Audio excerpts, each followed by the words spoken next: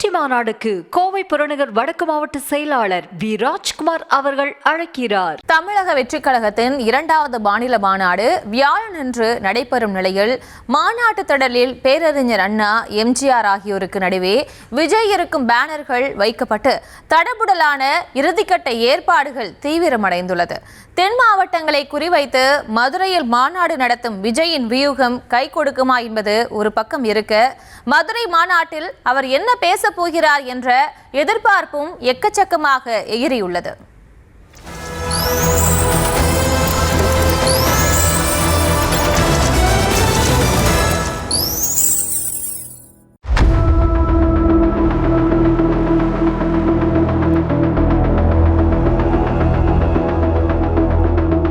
கன்னி தேர்தலை சந்திக்கவிருக்கும் தாவேகாவுக்கு மதுரை மாநாடு எந்த அளவுக்கு முக்கியம் என்பது சொல்லித் தெரிய வேண்டியது இல்லை என்றாலும், அந்த மாநாட்டில் விஜயின் உரை என்னவாக இருக்கும் என்பதே பெரிய எதிர்பார்ப்பாக மாறி உள்ளது.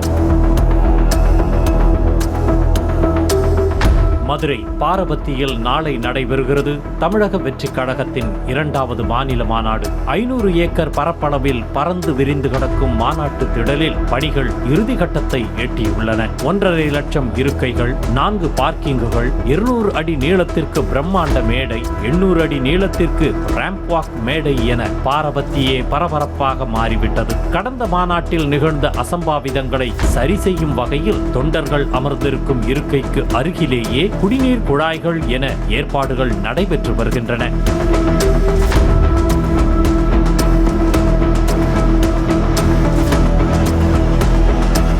இந்த நிலையில் தாவேகா மாநாட்டுக்கு மேடை முகப்பில் முதன் முறையாக பேரறிஞர் அண்ணா, எம்ஜிஆர் ஆகியோரின் பேனர்களும் வைக்கப்பட்டுள்ளன. ஒரு பக்கம் பேரறிஞர் அண்ணா, இன்னொரு பக்கம் எம்ஜிஆர் என நடுவில் விஜய் இருக்கும் பேனர்கள் வைக்கப்பட்டுள்ளது. அடிக்கடி மேடைகளில் பேசும்போது 1967 காங்கிரஸை வீழ்த்தி அண்ணா தலைமையிலான திமுக முதன் முறையாக ஆட்சிக்கு வந்ததையும், 1977 திமுகவை வீழ்த்தி எம்ஜிஆர் முதன் முறையாக ஆட்சிக்கு வந்ததையும் குறிப்பிட்டு பேசும் விஜய் தாவேகாவின் 2வது மாநாட்டில் அதையே மைய கருத்தாக வைத்து யூகம் அமைத்திருப்பதாக பார்க்கப்படுகிறது. ஆனால் விஜய் குறிப்பிடுவது போல 3 எழுத்து மந்திரத்தை மீண்டும் காலம் ஒலிக்குமா என்பதற்கான விடையாக தாவேகாவின் 2வது மாநில மாநாடு அமையும் எனவும் எதிர்பார்க்கப்படுகிறது. ஒரு பக்கம் மாநாட்டு திடலில் அமைக்கப்பட்டுள்ள பேனர்கள் என்றால், இன்னொரு பக்கம் மதுரையில் வைரத்தை இழந்து விட்டோம், தங்கத்தை இழக்க மாட்டோம் என்ற வாசகத்துடன் விஜயகாந்த் புகைப்படம் போட்டு கட்சி தொண்டர்கள் சார்பில் பேனர்கள் வைக்கப்பட்டுள்ளது.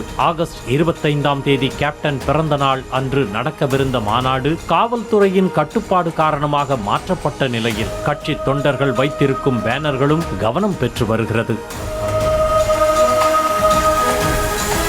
தென் மாவட்டத்தின் நுழைவாயில் என்று சொல்லப்படும் மதுரை மண்ணில் விஜயின் உரை எதை மையப்படுத்தி இருக்கும் என்ற விவாதமும் எழுந்துள்ளது. அந்த வகையில் கடந்த மாநாட்டை போலவே அரசியல் எதிரி, கொள்கை எதிரியை குறிவைத்துத்தான் விஜயின் முழு உரையும் இருக்கும் என்கிறார்கள். அதோடு திமுகவுக்கு எதிரான சக்தியாக தாவேகாவை முன்னிறுத்தும் வகையிலும் விஜயின் உரை இருக்கும் எனவும் சொல்லப்படுகிறது. அதிமுக மீதான விமர்சனத்தை ஆரம்பத்திலிருந்தே கையில் எடுக்காத விஜய் இந்த மாநாட்டிலும் அதிமுக குறித்து பெரிய அளவில் பேச வாய்ப்பில்லை என்றே சொல்கிறார்கள். ஏனென்றால் எம்ஜிஆரை முன்னிறுத்தி அதிமுக வாக்குகளை தன் பக்கம் இழுக்க நினைக்கும் விஜய் 2026 தேர்தல் களமும் திமுக வெர்சஸ் தாவேகா என இரு துருவமாக இருக்க வேண்டும் என்றே கணக்கு போடுகிறாராம். 2026 தேர்தலில் வரலாறு திரும்ப வேண்டும் என மாநாட்டு திடலில் வைக்கப்பட்டிருக்கும் பேனர்களுக்கு ஏற்ப பலமான உத்திகள் அடங்கிய உரையாக விஜயின் பேச்சு இருக்கும் எனவும் சொல்லப்படுகிறது.